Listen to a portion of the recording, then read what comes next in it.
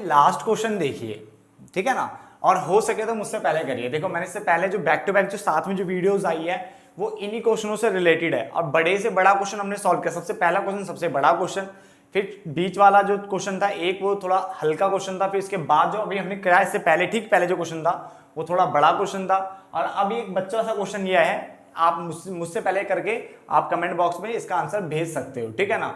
अब देखो देखते हैं कौन बच्चा सबसे पहले इसका आंसर देता है। मैं भी ये भी देखना चाहता हूँ सबसे पहले कौन देता है, ठीक है ना। मैं ये अपलोड कर दूंगा वीडियो, और उसके बाद देखते हैं सबसे पहले किसके कमेंट आते हैं कि किस किसने इसको सॉल्व सबसे पहले किया है, ठीक है ना।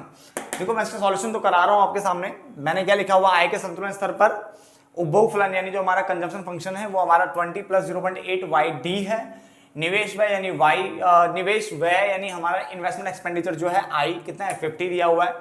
सरकारी व्यय यानी गवर्नमेंट एक्सपेंडिचर G = 20 दिया है। टैक्स रेट 10 दिया हुआ है, टैक्स आपको 10 दिया, सॉरी टैक्स कितना दिया हुआ है 10 दिया हुआ है। तो राष्ट्रीय आय निकालिए। तो फिर हम देखो वही करेंगे, हम बोलेंगे आय के संतुलन स्तर पर, आय के संतुलन स्तर पर, ठीक है। इंग्लिश मीडियम वालों के लिए मैंने बता ही रखा है एट दी इक्विलिब्रियम लेवल, ठीक है ना।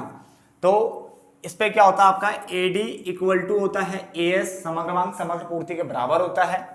Aggregate demand = aggregate supply. इसको हम C + I + G + net export लिखते हैं।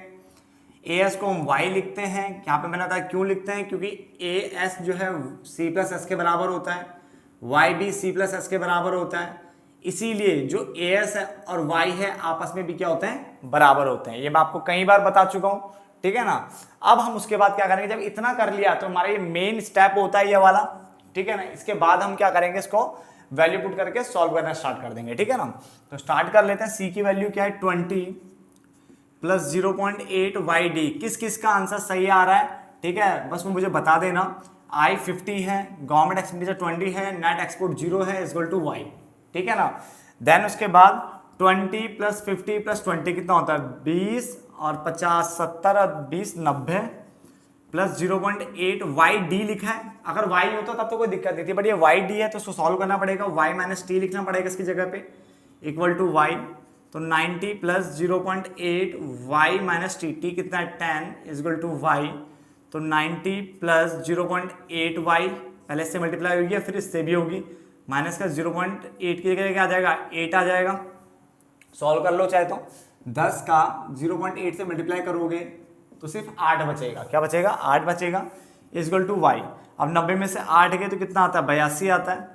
Y ये वहाँ चले जाएगा माइनस में 0.8 Y, यहाँ तक समझ में आ गया।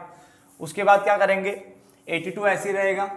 ये एक में से जब कुछ नहीं होता तो एक मानते हैं, एक में से 0.8 घटेगा तो कितना आएगा 0.2 Y आएगा।